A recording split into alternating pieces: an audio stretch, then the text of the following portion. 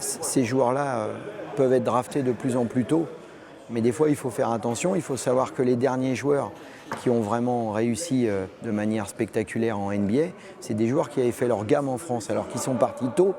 Mais des Nicolas Batum, des Evan Fournier, des Rudy Gobert, Séraphin à l'époque.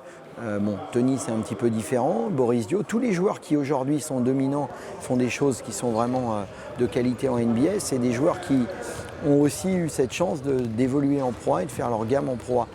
Donc je pense que rêver de NBA, n'importe quel jeune joueur français en rêve, et puis on ne peut pas leur enlever ça de la tête, mais il faut qu'ils se donnent les moyens avant de bien se préparer pour cette NBA. Le meilleur moyen de se préparer, c'est de jouer dans notre championnat, alors en Pro B pour certains, mais surtout en Pro A, et de partir quand ils sont armés pour pouvoir justement figurer correctement en NBA. Après nous, c'est à nous de nous adapter. Des fois, il y a un petit peu une dérive, c'est-à-dire que maintenant, n'importe quel joueur de l'année de la draft a tendance à se présenter. Moi, mon avis personnel, c'est qu'il y a des joueurs pour qui c'est légitime de se présenter. Il y en a d'autres, je trouve que c'est un petit peu exagéré, mais chacun est libre.